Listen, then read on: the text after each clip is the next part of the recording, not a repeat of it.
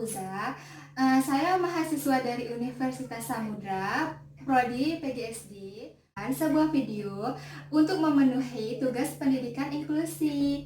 Dan temanya itu, keterbatasan bukan alasan menuju kesuksesan. Jadi, apa itu pendidikan inklusi? Pendidikan inklusi merupakan pendidikan yang dirancang dan yang disesuaikan dengan kebutuhan semua peserta didik, baik peserta didik normal maupun peserta didik yang berkebutuhan khusus. Yang pertama, tunagrahita. Tunagrahita adalah anak berkebutuhan khusus yang di dalam proses pertumbuhan dan perkembangan mengalami kelainan atau penyimpangan fisik, mental, intelektual, sosial, atau emosional dibandingkan dengan anak-anak lainnya. Adapun penyebab dari ketunagrahitaan ini yang sering ditemukan baik dari faktor keturunan maupun faktor lingkungan. Adapun ciri-cirinya, penampilan fisik tidak seimbang, tidak dapat mengurus diri sendiri, terlambat bicara, lambat dalam proses pembelajaran. Tunanetra. Tunanetra yaitu berkurangnya fungsi atau ketidakfungsian indera penglihatan seseorang anak untuk melihat bayangan benda dalam aktivitas sehari-hari. Adapun penyebabnya yang berbeda, ada yang berasal dari dalam diri mereka, adapun dari luar diri mereka. Ciri-cirinya, yang pertama, rasa curiga terhadap orang lain.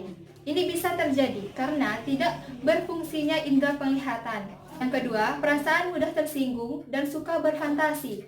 Yang ketiga, berpikir kritis. Berpikir kritis ini karena keterbatasan informasi visual dapat memotivasi anak tunanetra dalam berpikir kritis terhadap suatu masalah. Anak tunarungu. Anak tunarungu adalah anak yang memiliki gangguan dalam pendengarannya, baik secara keseluruhan ataupun masih memiliki sisa pendengaran. Adapun penyebab terbagi dua. Yang pertama itu faktor dari dalam diri anak, dan yang kedua itu faktor dari luar diri anak. Yang faktor dari dalam diri anak ini faktor keturunan dari salah satu atau kedua orang tuanya anak tersebut yang mengalami ketunarunguan. Faktor dari luar anak mengalami infeksi pada saat melahirkan. Ciri-cirinya, anak tidak mampu mendengar dan anak terlambat perkembangan bahasa. Dan selanjutnya, tunalaras. Tunalaras, anak yang mengalami hambatan dalam pengendalian emosi dan kontrol sosial. Adapun penyebab tunalaras, yang pertama, gangguan tingkah laku yang disebabkan tergantung faktor psikologis. Yang kedua, gangguan tingkah laku yang tidak hanya disebabkan oleh adanya frustasi. Yang ketiga, gangguan tingkah laku yang disebabkan tergantungnya proses aktivitas organ tubuh. Adapun ciri-ciri tunalaras, yang pertama, tidak bisa menjalin hubungan atau pertemanan dengan teman sebayanya, bahkan orang tua dan guru. Yang kedua, perasaan anak suka tidak normal. Selanjutnya, tunadaksa. Tunadaksa adalah anak yang memiliki anggota tubuh yang tidak sempurna. Penyebabnya, yang pertama, faktor penyakit seperti meningitis atau radang selaput otak. Yang kedua, faktor kecelakaan, pertumbuhan tubuh atau tulang yang tidak sempurna. Ciri-cirinya, yang pertama, anggota gerak tubuh kaku. Yang kedua, terdapat cacat pada alat gerak. Yang ketiga, hiperaktif atau tidak dapat tenang.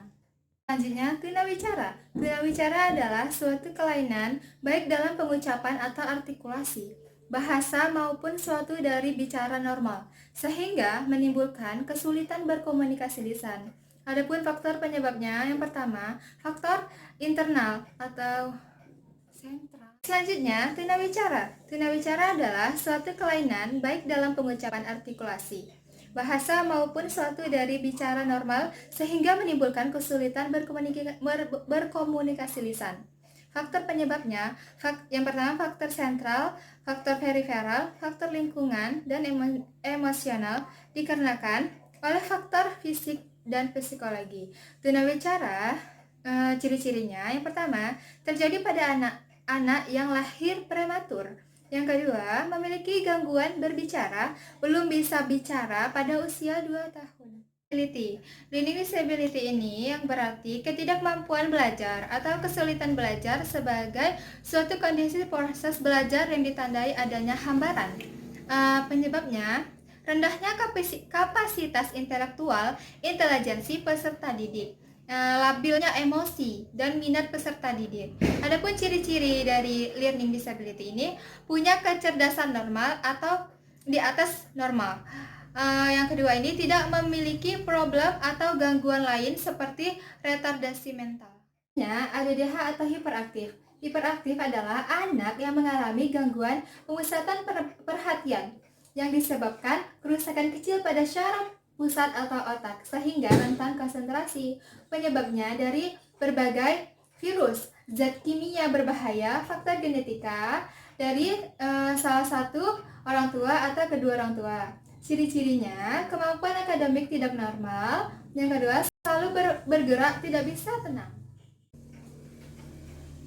Selanjutnya autis. Autis adalah salah satu bentuk gangguan tumbuh kembang berupa sekumpulan gejala akibat adanya kelainan saraf tertentu. Penyebab terjadinya kerusakan pada otak yang menimbulkan gangguan autis. Di antaranya adanya pertumbuhan jamur candida yang berlibahan di dalam usus. Ciri-ciri autis adalah gangguan dalam komunikasi. Yang kedua, gangguan dalam interaksi sosial. Yang ketiga, gangguan dalam tingkah laku anak. Yang terakhir, berbakat. Berbakat adalah anak keterbakatan sebagai kemampuan atau anak bakat yang sangat tinggi, baik di satu bidang maupun lebih. Yang faktor penyebabnya, yang pertama hereditas. Hereditas ini perkembangan individu, berkembangnya pola pikir kompleks, dan tingkat perkembangan potensinya tertinggi. Adapun ciri-ciri berbakat, yang pertama, memiliki banyak informasi. Yang kedua, bekerja secara mandiri. Yang ketiga, lancar dalam berbahasa. Bakat menjadi salah satu hal yang penting, terutama bagi pertumbuhan anak berkebutuhan khusus. Tanpa adanya penerimaan diri teman sebaya, lawan jenis, dan sesama jenis, maka akan menimbulkan gangguan psikis dan sosial anak berkebutuhan khusus. Penerimaan anak